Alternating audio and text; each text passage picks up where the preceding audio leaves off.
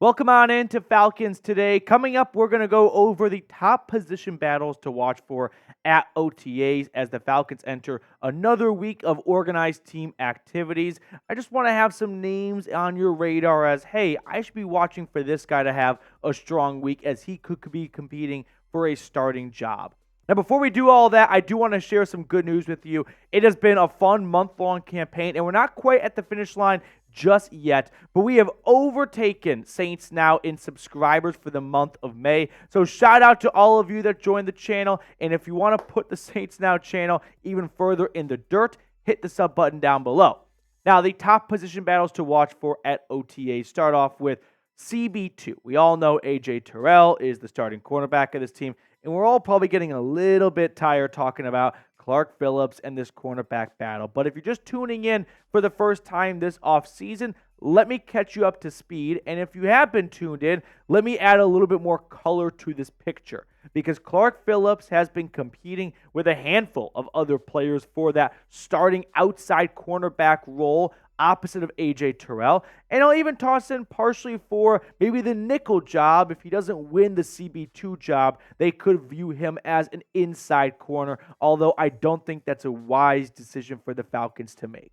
I think Clark Phillips is going to be a really good corner in this league. I don't think his skill set should put him in the inside nickel position. And let me tell you why. When you play the nickel corner position in the modern NFL, you will be asked to make a lot of tackles in the open field, right? You are one that is near the running back as he escapes from the pocket and is no longer in pass protection. Asked to stick with tight ends going into the flat.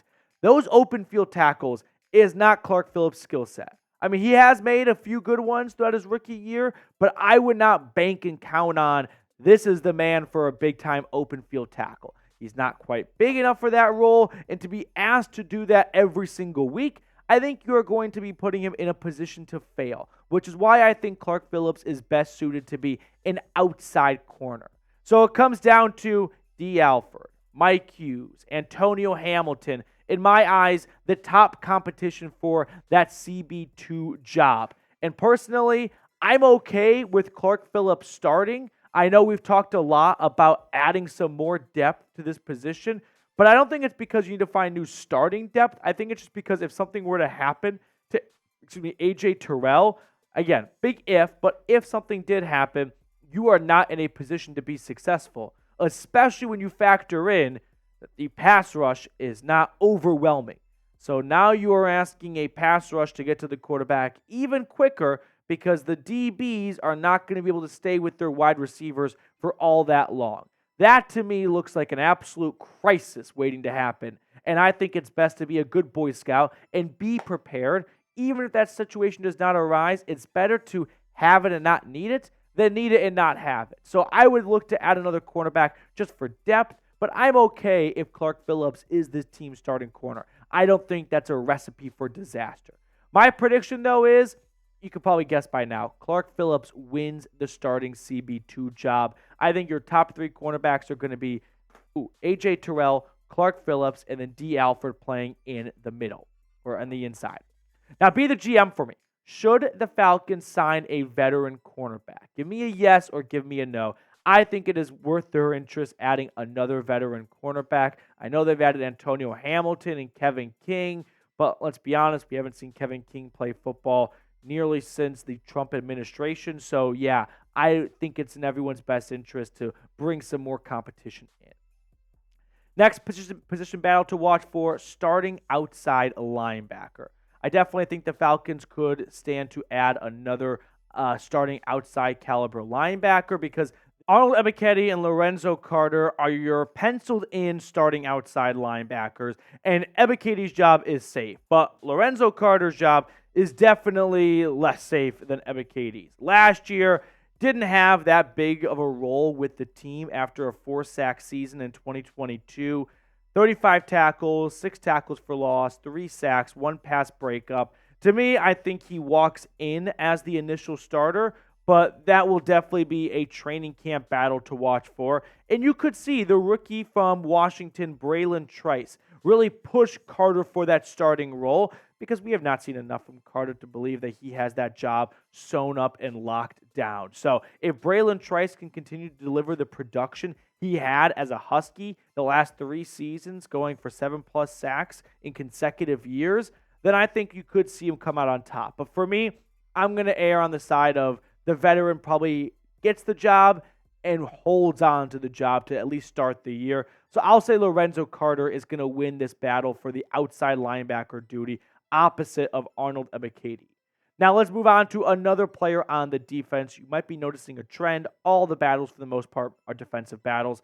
Starting defensive end. So when you look at the Atlanta Falcons front three in their 3-4 defense, which you will see this year, Onyemata and Grady Jarrett, they are starting defensive linemen. And after those two, it's a little bit more up for grabs, right? You've got Zach Harrison competing for a job along with some other players. Harrison last year put together a really strong end to the season, but there were some up and down moments early on in the year, but that's expected for any rookie at that level. So Zach Harrison, for now, I think has a good chance of holding on to the starting job or taking it over from, Calais Campbell. But keep an eye on James Smith-Williams. They signed him from the Washington Commanders, who took over for Montez Sweat and Chase Young towards the end of the year. Didn't fill up the stat sheet, but coaches were really upbeat about his trajectory. And then there's Brandon Dorlus,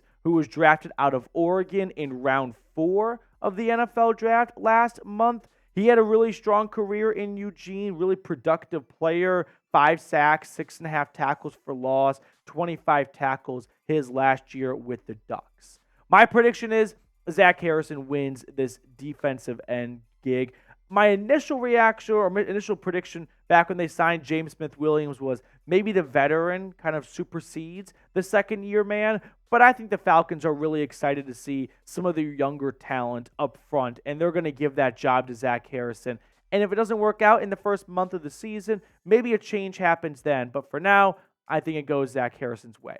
Now, we're going to look at 2 more position battles in just a moment. But first, if you want to get a Falcons t-shirt combo that is 25% off, then go to chatsports.com/Falcons combo. I put that link for you all in the comments and description of today's video. But get yourself this Falcons t-shirt combo today. You're not getting just 1 shirt, you're getting 2, and it is 25% off. I put that link in the comments and description of today's video.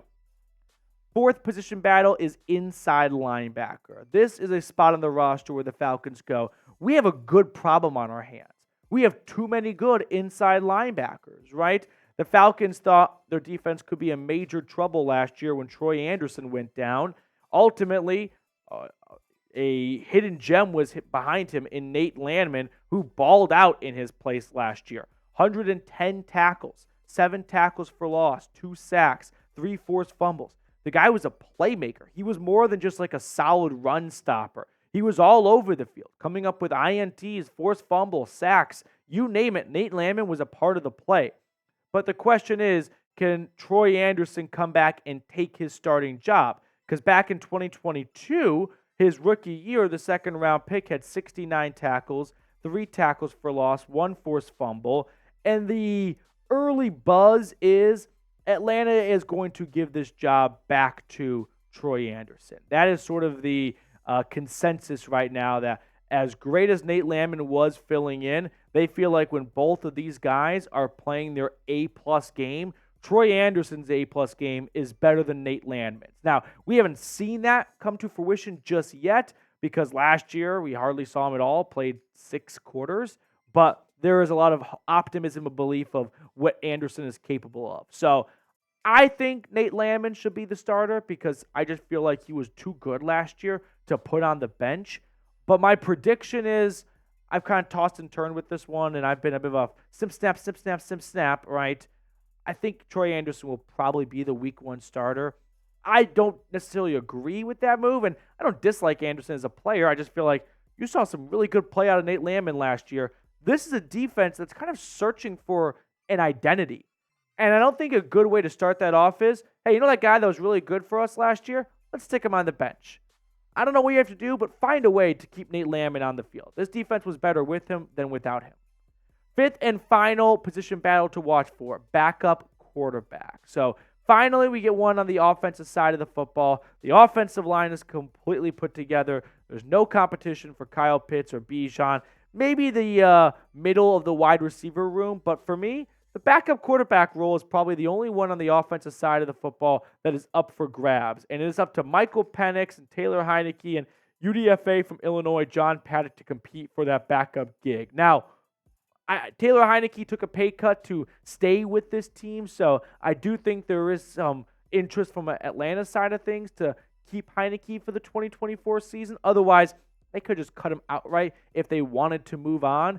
Now, maybe Michael Penix just blows the coaching staff away throughout OTAs, mini camp, and into training camp, and they feel like this is a player that if something were to happen to Cousins, we'd feel comfortable putting out on the field within his rookie year. But my gut tells me Tyler Heinicke wins the backup quarterback role. And that's not alarming, right? Rookie quarterbacks often find that there are some major growing pains when they get to the NFL. That's not unique to Michael Penix by any stretch of the imagination. There are a lot of first-round picks that don't even start their first game their rookie season. But I think ultimately Heinicke, with his experience, will retain the immediate backup role. And then if something happens to Kirk Cousins, maybe they decide, well, we liked Heinicke as a backup when Kirk was healthy, but now that Kirk's not healthy in this big hypothetical, we may as well see what we have in our first-round pick, Michael Penix. That will do it for us on today's show. Thank you guys so much for tuning in. We're going to sign off and catch up with you all later.